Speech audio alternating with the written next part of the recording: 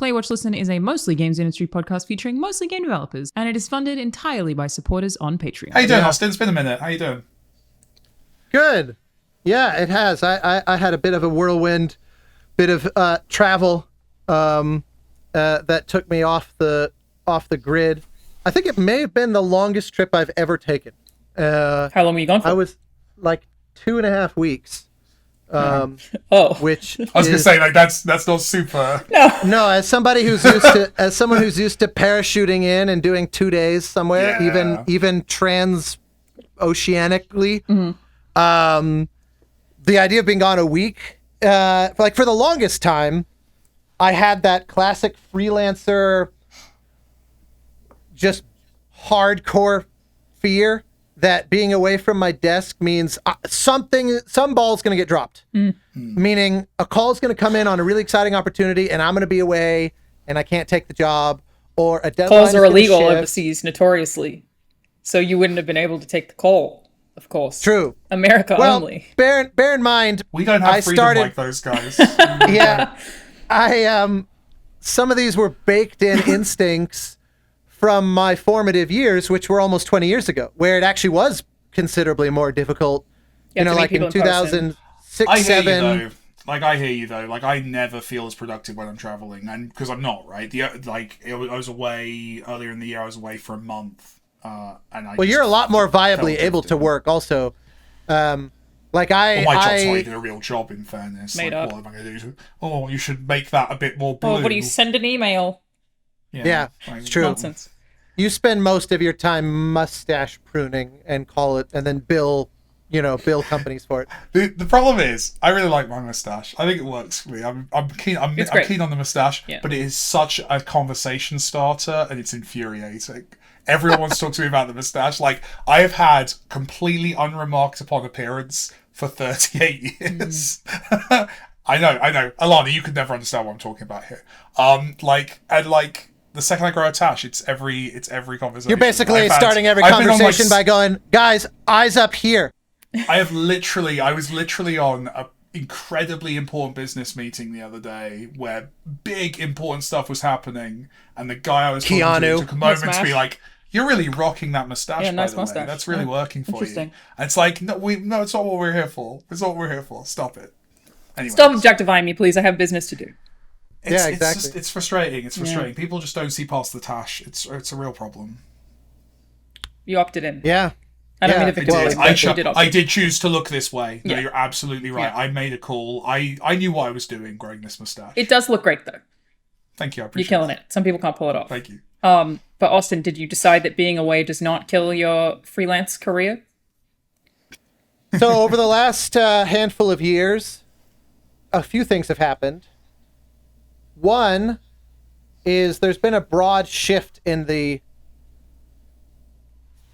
the culture overall, where I see it in Slack, there's teams have developed far more protectiveness over employees' time away. Where teams have overall there's just been a shift in favor of more paid time off and or sick day policies that are no questions asked, that kind of thing. Like, there's been undoubtedly there's plenty that feel there's still lots of work and lots of work to be done, and also not all developers are equally laying claim to these policies. But I just would say I've witnessed an overall trend where the kind of fuck yeah attitude, it's midnight on Friday, we're all still at the office. It's just been a cultural shift away from evangelizing for that attitude to, at minimum, making that hey, you do you. If you want to work late, that's up to you, but no one's expecting that kind of thing. And it just seems like a healthier balance has been encouraged, because prior to that, as a freelancer, I always felt like the scene in Mrs. Doubtfire where he's trying to take the 2 different meetings at the restaurant and he keeps running to the bathroom to change, because it always felt like, as a freelancer, I'm trying to convince every client I have that they're the only client I have. Yeah. Even though pragmatically, Yeah, exactly. You're the only girl for me, kind of thing. Like, it's our first date, but I'm effectively married immediately. Like that was the mentality that got drilled into me because it's customer service on some level. You go, I want them to feel that I am fully committed, but I also, very few. Yeah, I heard that too. Yeah. Who's speaking to us? Okay. Austin's That was, no, that was here. I couldn't tell who it was coming from. It was not here. No, Hold 1 second. I'm pretty sure it was FedEx yelling, desperate to get my attention that something needs to be dropped off. You're gonna have totally changed topics by the time not the only girlfriend. That's crazy. I know. Wow. Technically, that was the last we ever saw of Austin Wintry. Well, technically, he works freelance for Play, Watch, Listen, but he's actually really bad at pretending that we're the only girlfriend. Yeah, no, I've never had that feeling that I'm the only girlfriend. I'm definitely the seventh. I know I'm polyamorous with Austin, and that's okay. Aggressively. I've accepted that. The hierarchy is polyamorous. Yeah. Overwhelmingly. It's fine. Yeah. I wish success on all of my friends, but it is the reason that Austin is away all the time. And I think we skipped an episode as well. We're doing pretty well on every second week. Though, did you read all the comments on? Whoa. Oh wow. On Mistcast, people loved us talking about. Sorry. Mist. Oh, was Mistcast well received? Mm-hmm. Good. Yeah, Mistcast was well received. People liked it. Oh, that's good. Oh, I'm pleased. The last episode, Austin, that you were too busy to be on because we're your seventh girlfriend. We spoke entirely about 1993's Mist. Because I just finished someone brought it up. Yeah. I know. A lot of us played really this really great, old game. You probably haven't heard of it. Discovered. Yeah, it's pretty niche. But Riven, the remake, is also on the Meta Quest. I was mentioning being excited about Riven. I think I'm going to play it on Quest instead of playing it just on Steam. That's the plan. And I'll, share it to the TV so people can play it with me. Anyway, Austin, what did you get? What was that giant thing that Ghost brought you? You walked past the camera with it. So it was a table that I ordered. And yeah, I opened the door and the FedEx guy was like, "Did you yell really loud?" And he goes, "Yes." And I go, "Well, thank you for that." It worked. I don't have a doorbell or anything at this studio, so I miss packages about 50% of the time. Why don't you have a doorbell, Austin? Why is it like?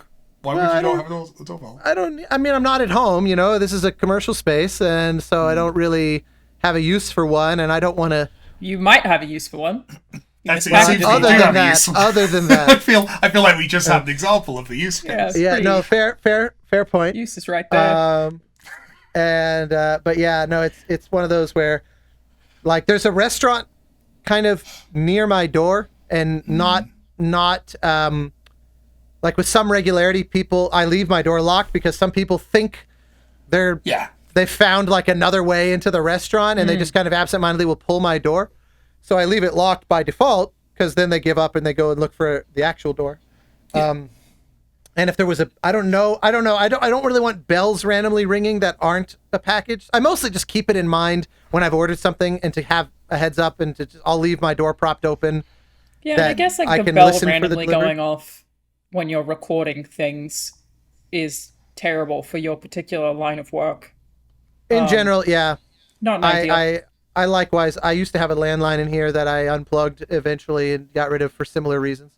It makes sense. Meanwhile, we have to have a policy at Bithell Games that we have to have different doorbells, because if we're on calls, when we all had generic doorbells that all matched up with each other, it was an absolute chaos. We'd have 5 people just run out of the room, basically. So I have Memories from Cats plays every time my doorbell goes. Yeah, amazing. That's good. Huh. Yeah. Interesting. I was watching I don't remember what it's called, a Netflix documentary about a guy who's a serial sperm donor.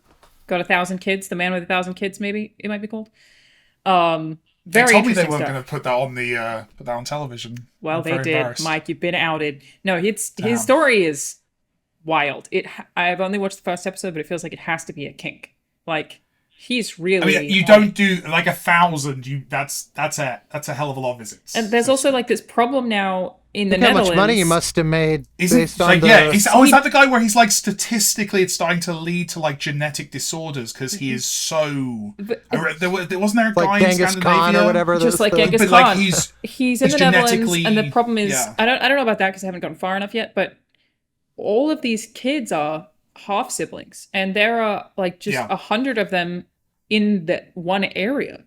I think I read about this years ago, and like it's actually led to like kids being born with like deformities because essentially they are the product of inbreeding. I would say anyone who lives there and was born in a certain period of time, the minute you date someone, you basically have to get a DNA test because you that's could your all dating be... pool, right? It's your age range in a certain area, and they sort of look similar. They say people are attracted to people they look like. That is a novel problem. What, being related to too many people in one area? The idea that one guy has just blanketed that area thoroughly. I feel like we have to be very careful with our verb usage in this conversation. I feel like blanketed is a pretty good one. It's flooded the market. I understand. Yeah. I remember reading once that cheetahs, at one point, the world population of cheetahs, this was I think like thousands of years ago, got down to 7. Quite literally, 7 cheetahs? 7 literal cheetahs at one point. They were functionally the smallest possible distance from extinction you could possibly imagine, and somehow managed to come back, but naturally because of that genetic bottleneck. Yeah, I think this predates civilization. Wow. I'll look it up real quick, but I remember reading that effectively all cheetahs are descendants of like an inbreeding problem because of exactly this, where they got to such a small population that they perpetually have issues like as a species now, because the genetic diversity just reached that threshold and then past it that is supposed to weed those kinds of problems out. But yeah, you can't, I guess, when so many members of the family tree already have those issues, right? Like German Shepherds.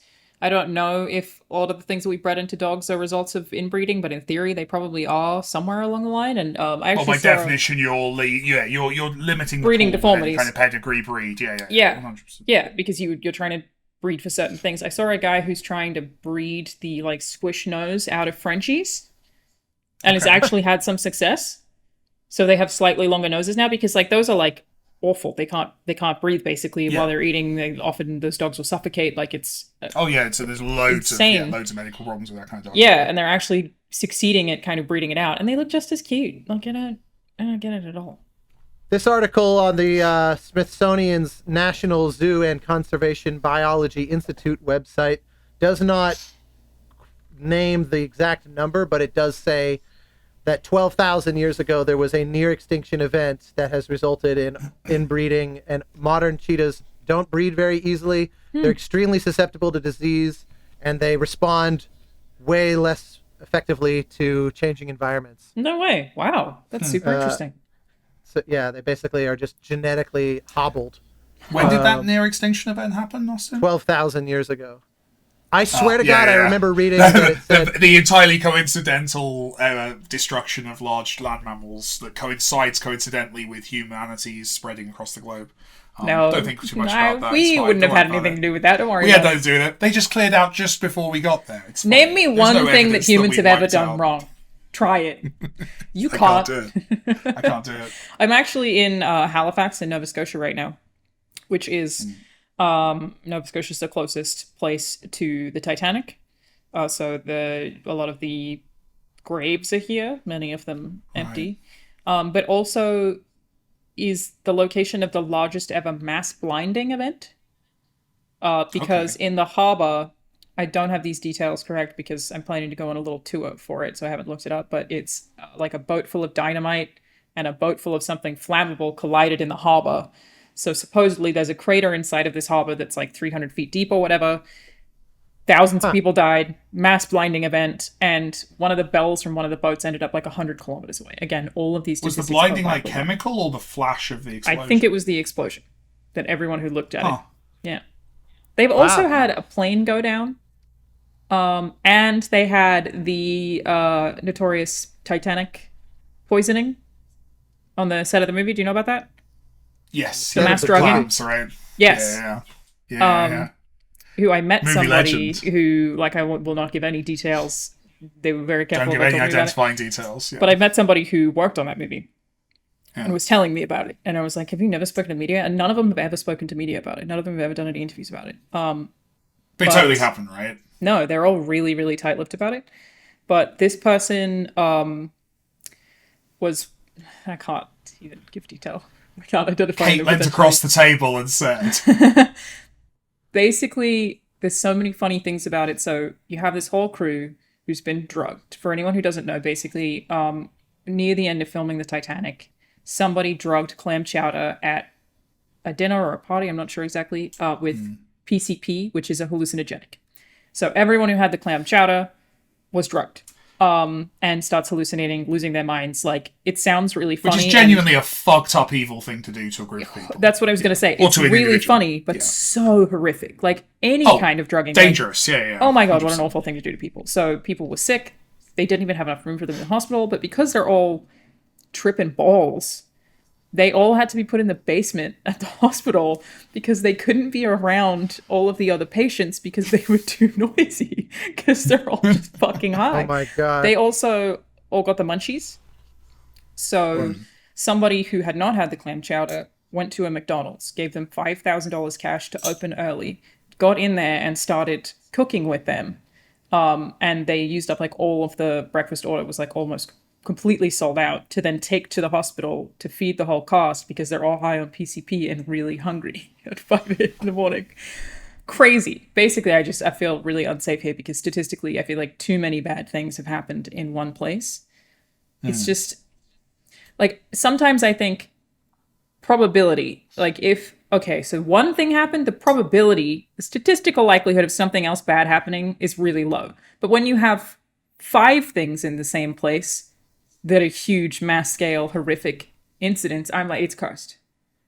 Statistical likelihood goes the other way. It's going to happen again. I want you to know the level of self-control to not challenge you right now on what you just said. It's genuinely like, I'm fighting every nerdy instinct to get to debate you about probability. Wouldn't make any sense because I know that it's wrong. I used the word curse, Mike. Well, curses don't exist a lot. Statistically, actually, like with science and shit. Yeah, I'm aware. Thank you, but okay, thank you. I just feel like this place has to be haunted. That's all I'm saying. It does sound like a little bit of like an inland Bermuda Triangle. It feels it's too like much. As evidence, you don't have the blur on your camera. What? That's just a natural phenomenon. What Nova Scotia looks like. That is aggressive. evidence of the curse. That like literally you're in some kind of. Oh my god! You just doxed yourself. I see an awful drunk iced coffee there. That's what I'm saying. It's this trash in the background, but then the blur is too aggressive itself. Whatever. Anyway, all my trash is carefully placed outside of the frame. Yeah, you got to push the trash down here. Yeah. We were going to talk about Game Pass today, potentially. What happened? The price went up, right?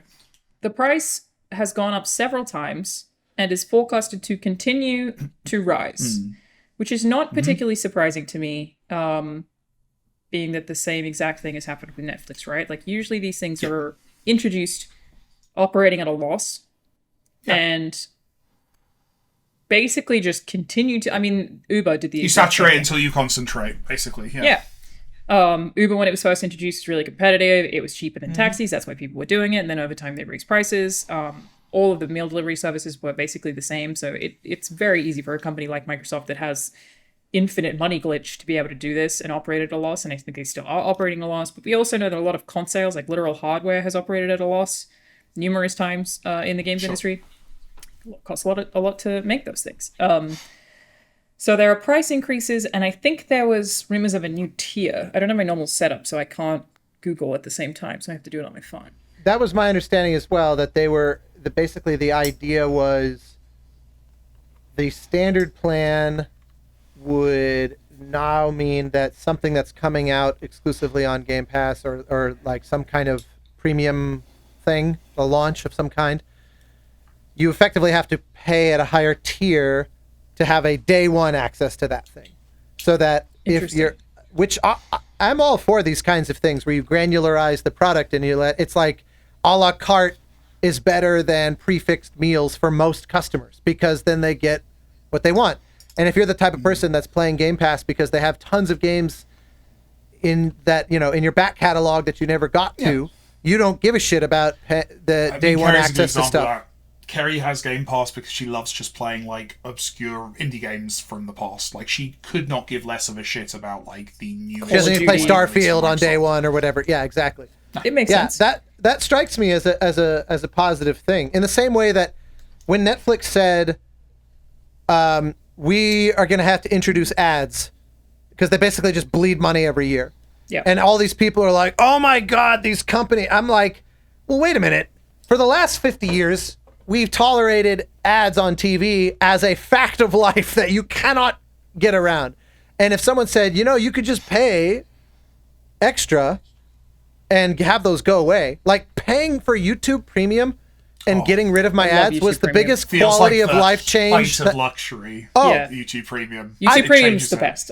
So whenever I use YouTube without it, I genuinely, it's like, it's horrible. It's such a decadent thing, but it absolutely makes a difference. It's awesome. Yeah, it really did. I routinely joke that was the best transaction I think I've ever done in my entire life. It's probably the subscription I get the most value from, just purely in terms of hours watched. Agreed. For sure. Oh, for sure. Especially because also I'm pretty sure that upgrade is the only way that I can download videos onto my phone. So when I'm on a plane, I'll download a bunch of podcasts and stuff. Also, creators still get paid for it.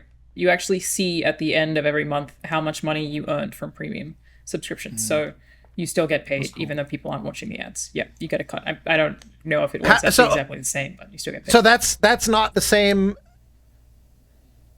Like it's calculating. Like if there's a given channel that I'm watching, with regularity, and I'm paying for premium, but I'm not like.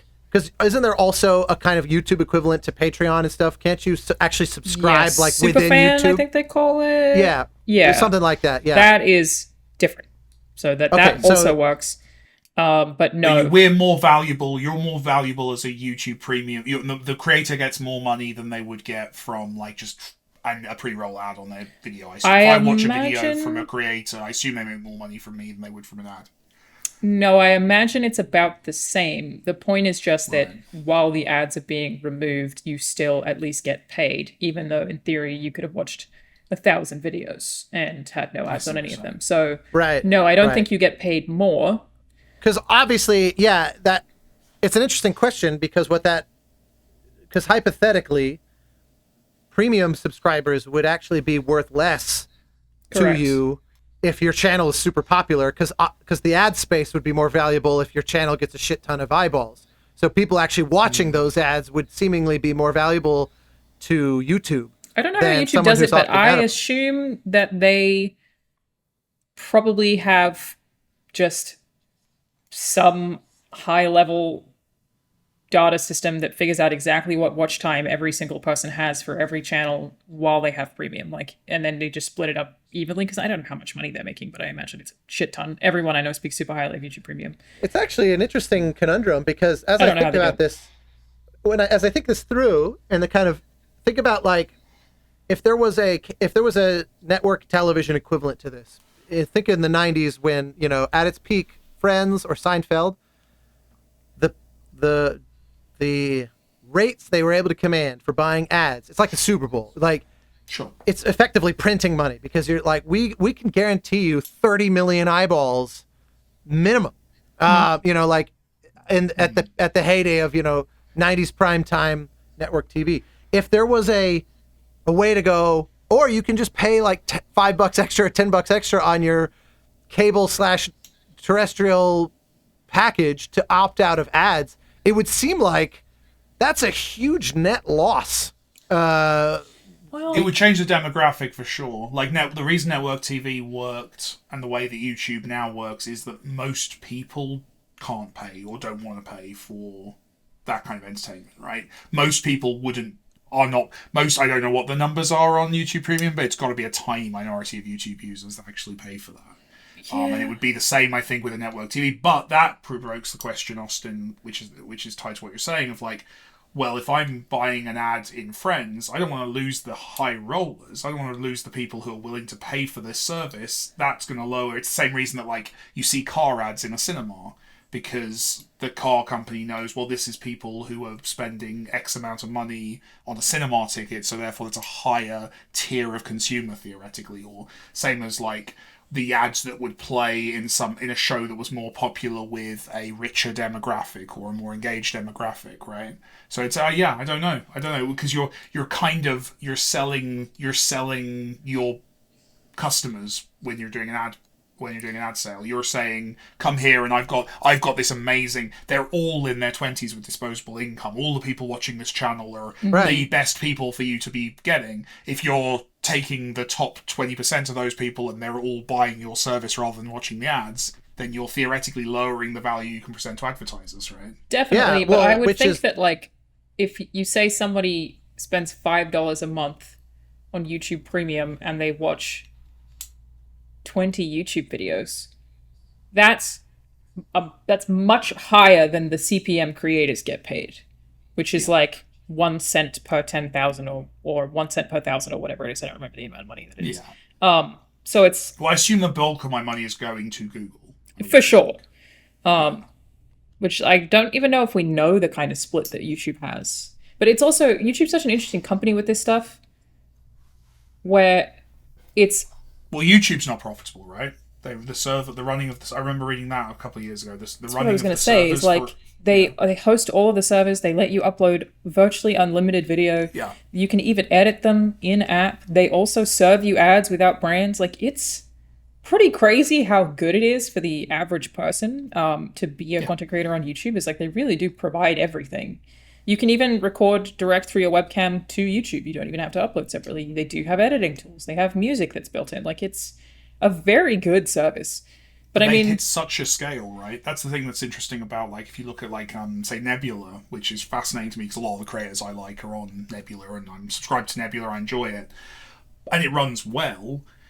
But would it run well if it ever approached YouTube's numbers? I assume that server would fall over immediately. Like, it's kind of it's a niche product. Yeah, it can't really. I mean, YouTube is one of the scale. YouTube is one of the few products that has literally billions of users. It's like Facebook and only a couple others are even in the category of...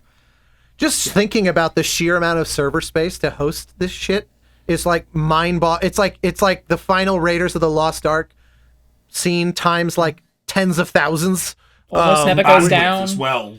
Yeah. It's very impressive. According to a cursory Google search Variety article from February of this year, YouTube says they have 100 million paid subscribers. Wow. But that's also including, that's the combo of YouTube Premium and YouTube Music, because YouTube Music is kind of like sort of having a go at Spotify, you know, where it's sort of like it's still a very high number, but I assume they have billions of viewers. Yeah, right? yeah, for sure. It's like, it's still a high percentage. It's higher than I would have guessed. Me too. Than, you know, because 100 million people paying reliably whatever it is. I don't even remember now what it is per month. Neither, but it's an pretty interesting serious cash flow inward. That's what I'm saying. Like, it might be enough that I mean, surely it's enough that it equals out. Whereas, like, Game Pass is a tough one because you pay, again, I don't remember, $10 a month, I think it might be now, for Xbox Game Pass and Game Pass on PC.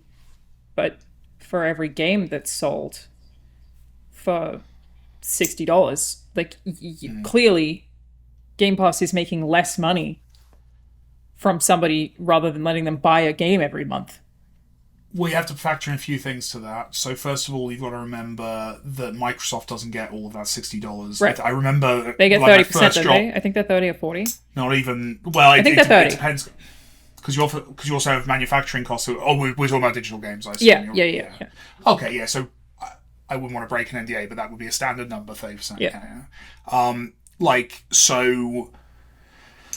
Yeah, so there's that. But it is also that thing, and this is the economics that always work out here, is, a tiny amount of money from everyone is always going to add up more than a lot of money from a small minority, you know? And your big minority will still pay, which is how planes have been sold for years, right? Your first class basically subsidizes the rest of the plane. I came across an article just recently that was talking about that the upper cabin, like, basically... economy seats are money losers on flights. And if an entire plane had no business in first class, the the Wouldn't be able to entire take off. industry couldn't work. Wow. Yeah. Because there is such a leap. It's like a 10x modifier to go from, it's like a, $400 seat to suddenly it's like 4,000 for the next there's not a linear trajectory to it. And I remember, will always pay. There will always be a customer who's willing to pay for that. There's still, I don't know about always. There's always going to be an upper limit where at some point you hit you exceed the demand curve. Yes, sorry. There will always be a percentage of people. There won't always be more people, but there will always be a percentage of people who will be willing to pay over the standard. Right. The other thing though as well is you've got to think of this in terms of the way, and again I'd pull it away from Xbox because I don't know their business. And this Game Pass hasn't existed long enough necessarily to make this assumption here, but like if you look at something like Uber, their business model of disruption was to kill taxis. Right. And then to make more money once the taxis were all gone. Like you move into a space, you run at a loss as long as you can, which kills all your competition, and then there's no competition, so you can raise your prices as much as you want. The average cost of a car ride now with Uber is a bit more than it was in a taxi all those years ago. That wasn't what Uber was when it first started. When Uber first started, it was this magical, like, Super I'm sorry, cheap. how much to fucking drive across London? That's crazy. And we all jumped on it, and it killed all the cabs. And we as consumers, like, we went for the thing that was cheapest to us, which obviously was in our self-interest. But then that kills the taxi companies, and then That's there's only what one Twitch game in did to town. Mixer. When Twitch Mixer did what showed up, Netflix did to DVDs, yeah, well, Twitch was worried about Mixer, like significantly worried about Mixer, and so was offering much better deals to the huge streamers. Dr. Disrespect was one of them. I don't know how many of them there are in total or how many of those contracts still exist, but they don't do those contracts anymore because it succeeded. Mixer failed. Mixer is succeeded. dead. They It's don't gone. care anymore. I think there is an assumption that, and I appreciate this is the thing I always go into in this show, and I apologize, but like there's an assumption that it's the free market, everyone's in competition, and we're going to compete and provide the better product.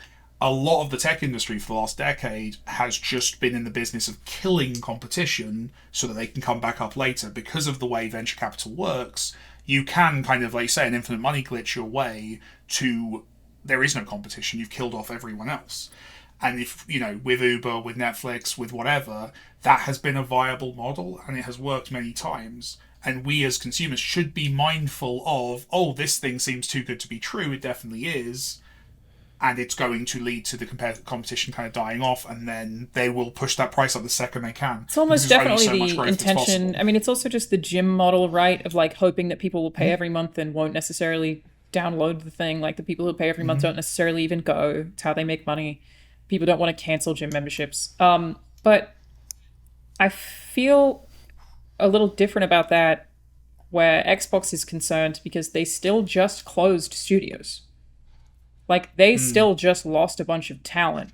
Look, Game Pass is incredible value for consumers, and I'll stand by that. It is probably the best deal in gaming. Value. It is such good value. 100%. Like, you get access to so many things. It's so cheap, and it's so easy. It's all in one place. Like, it's really well organized. You can have it on multiple devices, crossplay. Like, it's fantastic value for consumers. But after the studio closures, this is the first time that I've considered canceling my Game Pass subscription. Because we'd spoken about it on this show before, and I'd spoken to people at much smaller publishers before who were like, Game Pass is the reason my game was successful. It got all this attention that it wouldn't have gotten otherwise, and now everyone's downloaded it afterwards. People bought it after it was on Game Pass. Like, it was huge for us. It was the best thing that ever happened. But I don't feel like we have any of those stories or statistics from the AAA space. What does it mean? That's what the converse. Sorry, go on. But just what does it mean for a game that has taken 10 years and cost somebody however many million to make? What happens for them when their game is given away for free? That's what's dropping out, and that's what everyone's talking about behind the scenes. Right. Is that there's the marketplace right now is incredibly kind to cheap games, and reasonably kind to very, very expensive games, and the trend that essentially started with the rise of Steam is continuing, which is that middle class in the middle. There's just nothing for you, and things like Game Pass make sense if you're small or big. But then why didn't they just keep doing Games with Gold or Summer of Arcade or like what PS Plus does? Like Rocket League is successful because of PS Plus, right? Like, why not just keep doing it with those games? I guess unless you are trying to kill like if you're trying to employ Game Pass to try to kill PlayStation, it just look. The people who are in charge of these decisions know so much better than I do. Of course, like, what do I fucking know about this side of stuff? But in my head, it's like if it's costing you so much money that you have to close game studios, feels like you're shooting yourself in the foot. Well, I think the point I'm making, and this is not a pleasant point, and I think any studio closure is actually because of 10 complex interlocking issues. I don't think you can just directly draw a line from A to B. Totally. But that said, as a general trend in the industry, there is if your system and your value offering to the customer is essentially we're going to have 10 games every month, then it, from a profit perspective and from like an investment perspective, it makes a lot more sense to invest in 10 tiny games than it does in 10 games made by studios with studio infrastructure, with HR departments, with full marketing departments, with all of the stuff that is necessary to do a good job at that scale. If you look at the people who are thriving right now, it is 2-3 person teams, because that's what the market is currently asking for. And that will shift and change as it often does. But yeah, that is what I'm hearing a lot from like people who are at that kind of mid-tier, is that there's just it doesn't behoove a platform right now to invest in the $20 million game, because why would you? Why would I spend that $20 million there? And it was always the case before. Like when I first came into the industry and when I first went indie, it was still the case that hey, the classic indie thing was, why are they spending $20 million on one game when they could spend $500,000 on 40 games? And that never made sense. It was always a stupid perspective at the time, because you spend $20 million on a game that's then going to go on to make phenomenal money because it's a hit game or whatever. You're taking a bigger gamble in theory to get a much, much bigger payoff. But then games that were tiny started making more money than those mid-scale games. And if you look at like the last 3 or 4 years, if you look at the breakout hits that have made all the money, it's Among Us. It's not, game franchise entry 4, So if you're a company that is motivated to make profits, which is all game companies, then you've got to be looking at that and going, well, we're making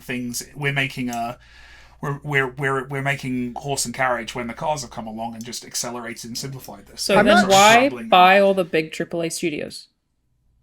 Because and put them on Game Pass day one. Though that's your leading thing, that's the point, is you buy the big studios and they're your you get from an investment point of view, from an investor point of view, when you do the news story about you buying a big studio, it's a bump to your shares. That's good. And in theory, if you can keep those companies going and being productive and making stuff at a relative rate, then those are your kind of big loss leader projects where like, I'm going to stay subscribed to this service because the next big game from X is coming out to it. But again, you don't need a million of those. So if you might go on a spree for that, realize that actually you're not seeing the kind of growth you intended to see, and then you have to start getting rid of those. And I think that's potentially what happened here, was a lot of money across the industry was invested into purchasing studios. And then everyone started going back outside again because most of the population stopped worrying about COVID to the extent they were. So, yeah, it's... I must say I have some knee-jerk skepticism over the claim that the perception is that the most successful games are all tiny teams doing games like Among Us, because given the sheer amount of those that come out, I would think that the fail rate is actually way higher. But we hear about the success stories. But that's my point. That's my entire point, was it used to be that the maths was, I've got $20 million. If I invest that in a $20 million game, I've got a reasonable chance of having a game that makes $100 million. Like, I've got a reasonable chance. If I invest that 20 million in 21 million games, then maybe some of them will make 2 million, so I'll ultimately make less money than I would have done on the 20 million. My point is that you're absolutely right, Austin, but now I can take my 20 million, make thousands of bets, and one of them is going to make me that fucking 500 million, right? 100 million, whatever. It's going to, that's the bet is more likely to pay off on many smaller investments now than one big investment. You're still right, most of them will fail, but if I'm the guy with 20 million, I don't give a fuck. I'm going to spread that money around, and one of them is going to be Among Us. You know, that wasn't true 10 years ago. Yeah, Thomas was alone, right? Thomas was alone, a hit indie game, one of the biggest games of its moment, did not make money that would bother the catering budget for a Call of Duty launch party. You know what I mean? Like, it's just that ceiling on indie games has just shot to an insane level. I do think that can make sense. What you've described is my understanding of Tencent's model, for example, where they literally will make, like, obviously this is principally in Asia and China particularly, that they'll make literally 100 or 200 games per year or per quarter even or something that are effectively vertical slices, and put them out in their mobile game network, which is obviously hundreds of millions of users deep. And it'll be like, oh, game 47B is the one that's taking off. Put the resources in that. It makes $1 billion. Now let's shotgun out 200 more titles. This time it was game 51, 7, whatever. And like, so they're able to get massive returns by a million very small bets. And that's mobile, that's Steam, that's digital distribution. Made that viable, basically. Well, and they make things even cheaper because a lot of the time they will buy a studio or have like majority shares in a studio in the West and actually just basically take their code and publish that game in China. That's basically exactly what they did with PUBG, was they just rebranded it slightly to get past Chinese censorship, has a different name, but it's literally PUBG. If you sign I with scored Tencent, that, right? The Chinese PUBG? Yes. Really? Yes, it's called Game for Peace. You scored Game for Peace? Well, there's like 100 composers by this point, but I was part of the initial no way. Initial launch. And I remember, it was PUBG Mobile, and then they were like, it's now called Game for Peace in order to defeat the censors. And I was like, that's gotta be an SNL skit.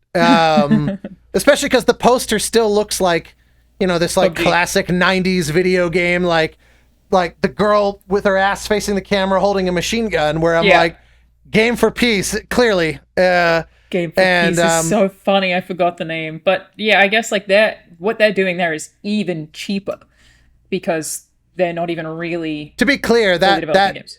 Just in case it's not clear from the way you described it, that wasn't officially licensed and sanctioned. That wasn't like...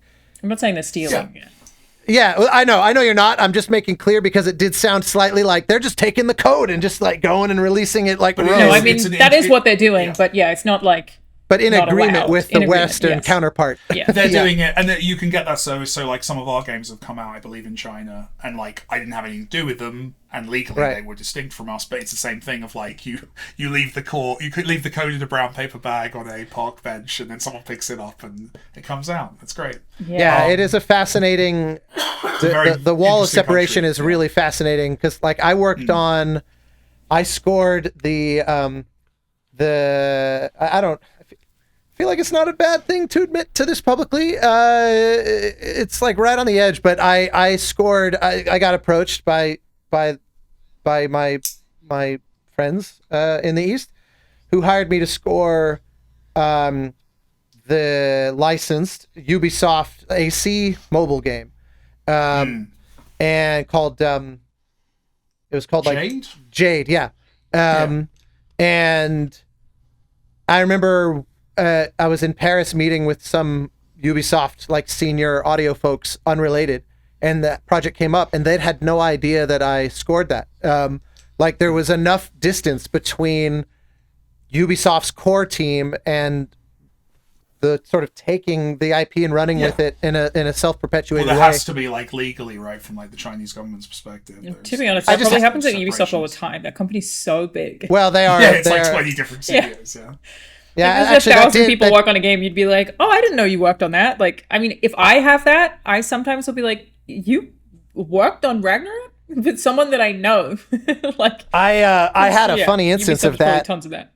I when I was working on Assassin's Creed Syndicate, a different project reached out to me to offer me a job on a different Ubisoft game, and the game director called me and said, "Hey, I'm gonna, put my audio director in touch with your agent, and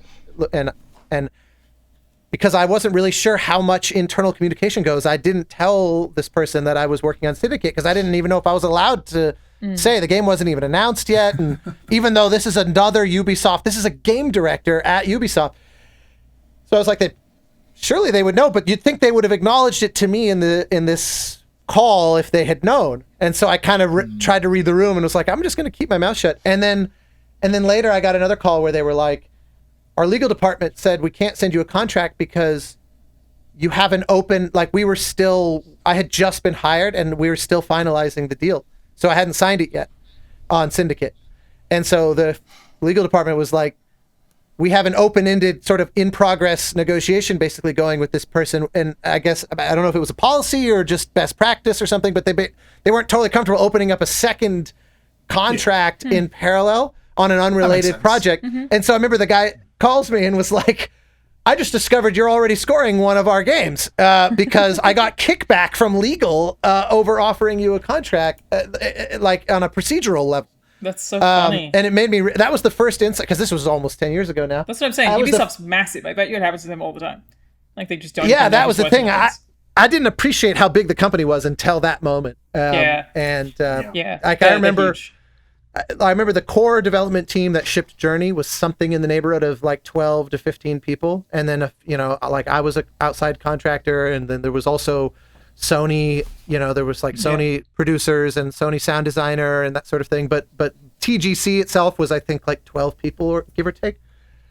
And Syndicate, I remember hearing from one of the producers that the actual like core Ubisoft headcount to ship Syndicate was 1,015 or something like that. So big. It's just their games are massive.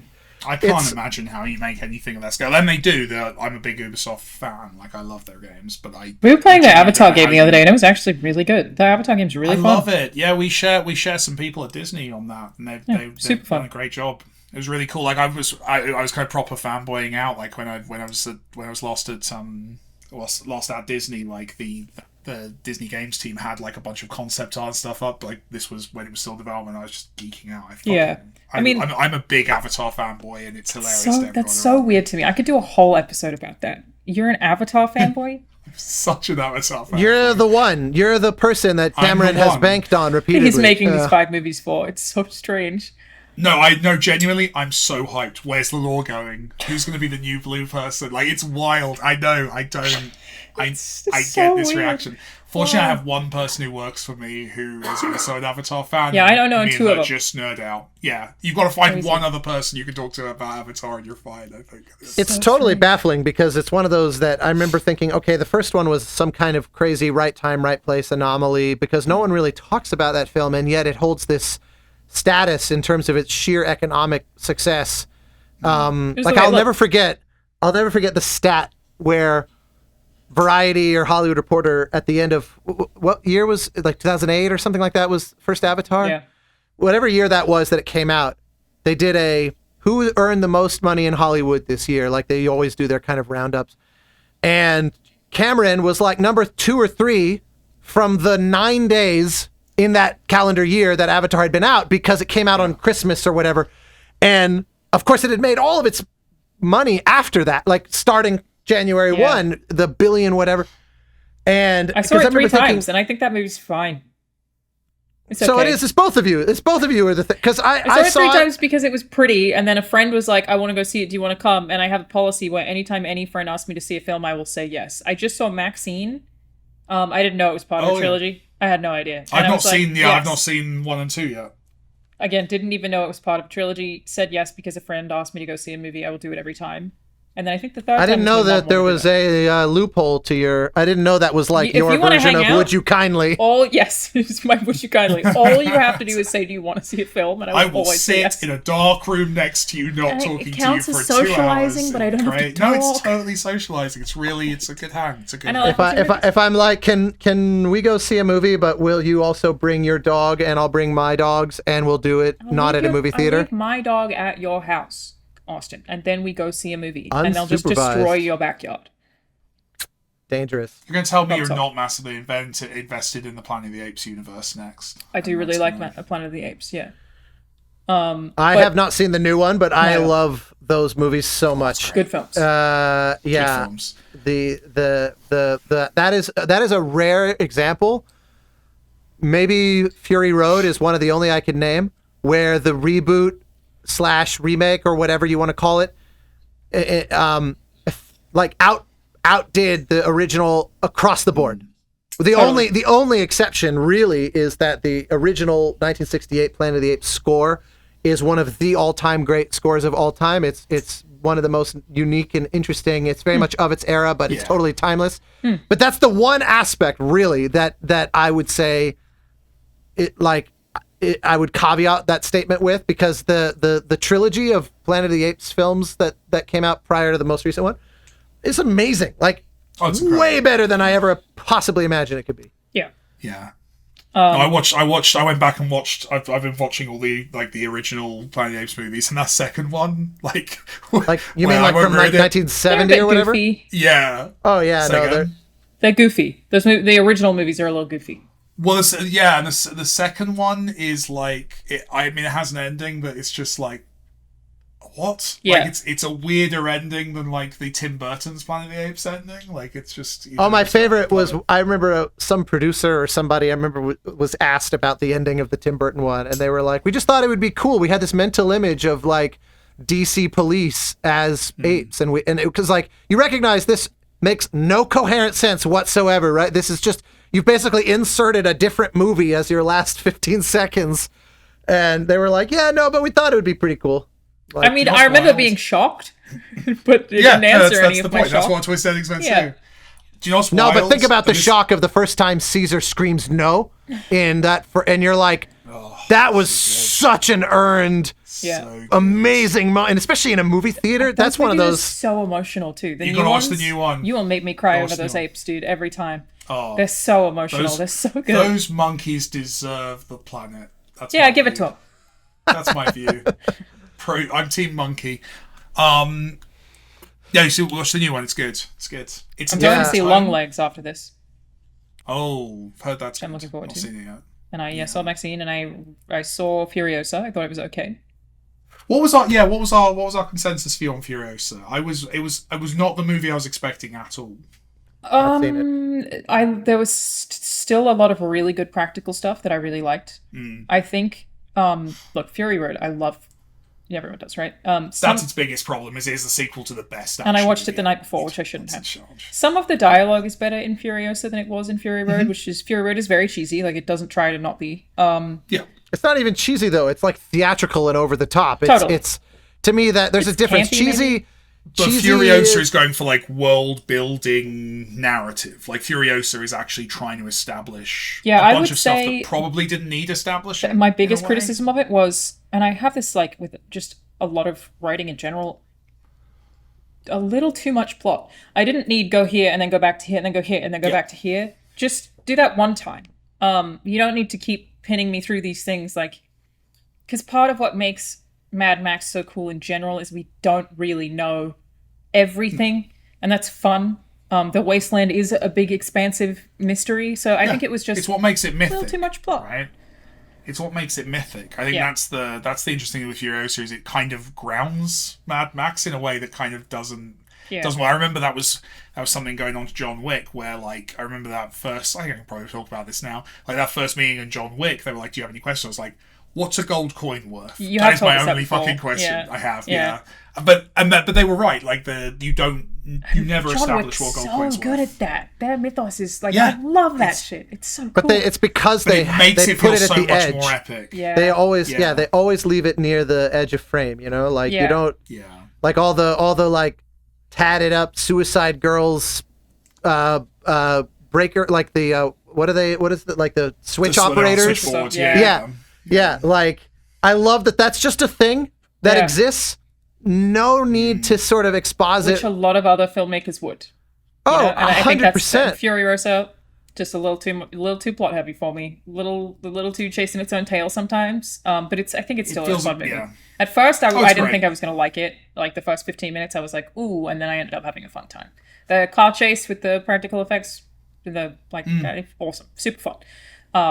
But no, it's not. Yeah, I shouldn't have watched Fury Road the night before. That was my biggest maybe. Well, and then they make the choice to, well, I don't know if that's spoilers, they make a weird choice about the original movie as well, where it's like, did you really want to remind me of this other, slightly better movie at this point? You know what I'm talking about. Yes. Yeah. Some choices I didn't agree with, but like, it could have been so much worse, you know? Oh, yeah, 100%. They No, really it's still did a a masterful filmmaker. Yeah. I think Fury Road is the better film, but I will watch Furiosa 20 more times in my life for sure. Yeah. I've watched Fury Road maybe like in the last few years more than any other movie, to be honest. Oh, it's incredible. It's just with so... like good sound system. Never in completion. It's just bits and pieces of it. Mostly Rahul's fault. But it's just like, it's such a beautiful movie that you can kind of watch at any point in time. Yeah. I love the day for night shoots. You know how like all the stuff like past where the crows are, that it's all blue, but you can tell it's shot during the day and it just looks like it has this, and they were so stylish with it. It's such a fucking good movie. Have you read Blood and Steel? I don't know what that is. It will simultaneously ruin it for you, but also make it much richer. So it's an oral history of the production of it. Because Fury Road was like, I don't know if you know all the stories about like its production. It was insane. I knew it was like very difficult. So it's worth. There's an audio book of it, which is good, but it's basically it's an oral history of like from they're working on Happy Feet while secretly siphoning off parts of the budget to do pre-development on Mad Max through to like the release, and it's genuinely fascinating. Like I love that as stuff. Someone who's I don't know if you're the same, but it's because I know the business of making games. I know how you go through. I know the cycle of the game. I know how to do all that. But film is just that slightly alien world where a lot of the ideas are the same, but everything's kind of a bit different. So I'm fascinated by like the oral histories of like film productions, because it's like what I do for a living, but just that slightly skewed, weird version. And it matters that you have to like fly your equipment over to different countries and shit. Like, that was the big one. There's my one anecdote that was good, was the studio was trying to delay their production, so they flew all the vehicles they manufactured to a specific desert and basically said to the film studio, they're in that desert now, so we have to shoot there. Or you have to pay for them to be flown back. Oh, I love it. Like shit like that, yeah. where it's like, my God. Well, so another part of the Jesus Titanic thing that I heard, unverified, not naming anybody, was that it was Kate Winslet. James Cameron was told, you're out of time, you have no more time on this movie. Unless something major happens and you can't finish this tomorrow, the whole cast is out and you can't do this tomorrow, I'm not extending you. The whole cast gets poisoned. He got another 4 days. James Cameron was the first one to eat the clam chowder. That's all you're saying. That's all I've heard. You're not pointing fingers. I'm not insinuating anything, Mike. No. I'm just saying facts, Mike. There was no insinuation in what I said. I'm just telling you things I heard. These are things that happened. No, things I heard. Or didn't. May not have happened. Just things I heard. Which is very fun. They're true lies, you might say. Yeah, maybe. Who knows? Not insinuating anything. Well done. Thank you, Austin. Your approval is all that I do. It's especially funny today when Austin's so far fucking down. Like, it's just your head today. You are He's cut so off chill. here. It's great. That's all I've got. I love it. I'm a head in a vat. I love that. You're looking at my suspended liquid studio, and I move my body. You got a table now, so you got a little thing to put your suspended head on. That's true. Before we go, I was for the final 60 seconds, I'll fix my camera angle for you. Shoulders confirmed. I love that you're fixing the camera angle, but not the. No, it's his brand. I fixed the my brand. Oh shit! Wait, yeah, hold on. where you got that red hoodie. Oh, there it is. There it is. You know what's hilarious? This thing is, as you can imagine, starting to get a little worse for wear. Yeah, have you ever watched that? Notice 2 new ones. No answer. I can't point and mirror, but yeah. Of the same hoodie? The same hoodie. I love I got that. 2 replacements ready to go. You're like Incredible. a cartoon character. Yeah, it's good stuff. Keep the branding. I was gonna say I'm like Steve Jobs. That's what everybody's saying. Austin Wintour. Yeah. He's just like Steve Jobs. Everybody's Just saying. like Steve Jobs. Yeah, everyone says it. Cartoon. Before we go, I was going to mention that on the topic of Game Pass, Microsoft does claim that it's a profitable service. So it does say that it's profitable. I don't know what that means, or if they anyone's been able to verify that claim. I have no idea what that means in the large scheme of things. There would be no way to, And also, an interesting complication to that question would be, for example, let's say I make a game that costs $15 million to make independently. I have let's say I'm I'm published by some, Annapurna or whatever. Mm-hmm. And then we license our title to GamePass. In no way, my understanding, based on the conversations we've had and what I've gleaned from reading articles and whatnot, GamePass is not a good way for my game in this instance to achieve profitability. At least GamePass alone. Obviously, you need to be multi-platform. They wouldn't pay you 15 million. Exactly. They wouldn't pay you 15 million. Exactly.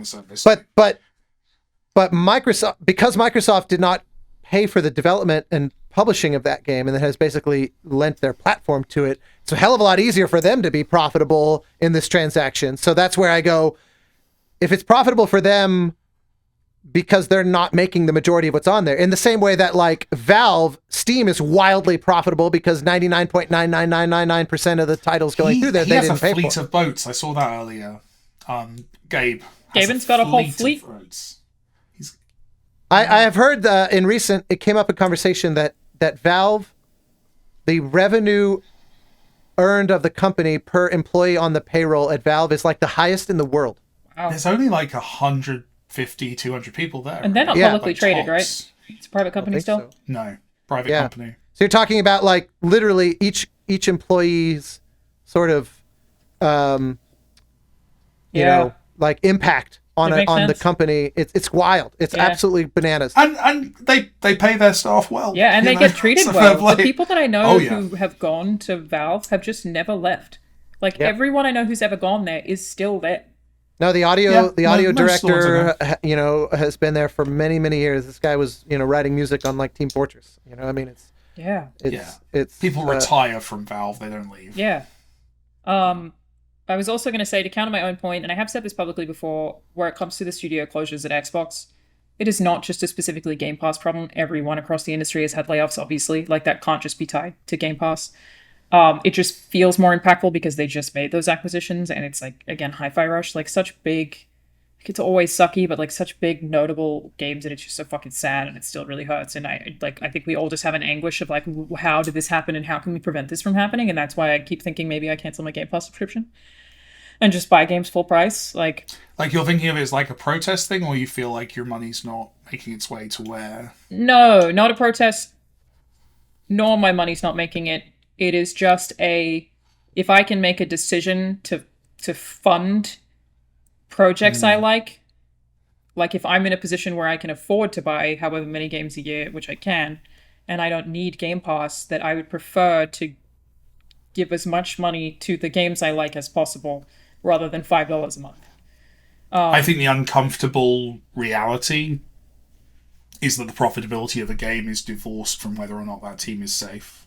I think that's the biggest problem we have as an industry right now. I agree. Is you can ship a hit game where the Alanas of this world have put their money where their mouths are and made it very profitable, and the team can still be absolutely in an unsafe position, and that's especially the quality doesn't matter. Profitability obviously matters more than quality, but you can make an amazing game, and if nobody buys it, Hi-Fi Rush. I would think it's. I guess my point is people can buy it, and you're still gone, because there's layoffs at successful studios as well. Sure. Success studios that have shipped games that have made lots of money are still laying people off left, right, center. Yeah, and I guess the big picture of Game Pass is still probably a lot more long term than I think any average consumer or journalist or whatever who really talks about this is often thinking about. And I always try to remember. It seems like Microsoft's current goal is to have people globally on any device play their video games. The goal is to have somebody who's never seen an Xbox be able to play an Xbox game through streaming. They have a Game Pass subscription on their phone. It's trying, because you can actually now play Xbox through MetaQuest. It's effectively built in now through cloud gaming. The goal is they're willing to operate at a loss while still trying to accomplish that effectively very long term goal. If you're a subscription service, you have two numbers you can push up. You can push up your subscriber count, or you can push up how much money you make from each subscriber. Yeah. chances are they're going to try and do Both. That's a logical way to expand their business at this point. Yeah, but again, they do say that they're profitable. I just can't fathom how they calculate that. But I think Austin's very possibly right. Is essentially they're not making an enormous amount of upfront investments in development on Game Pass. They're buying the rights to distribute things on Game Pass. It's every fucking Bethesda game. It's every Activision. Well, that's an aspect of the business. So big, and I mean, I guess that's newer though. Like that really only just went through in the grand scheme of things. It's super complicated. But yeah, in closing, expect that price to keep rising as they have in every other industry. It's going to keep happening. The service is still one of the best in the business, in my opinion, for consumers. Like, it's such good value, functions so well. There's nothing any of us can do about any of this either. Really, buy the things you like. And also while I appreciate this epic tangent, my trip was very good, and I just tell people in advance that I'm going on a trip, and it's all good. And I realized I can take longer trips as a result. So that is really what we're here to talk about today. Freelancers allowed to take trips. Just communicate. Austin, you can fly.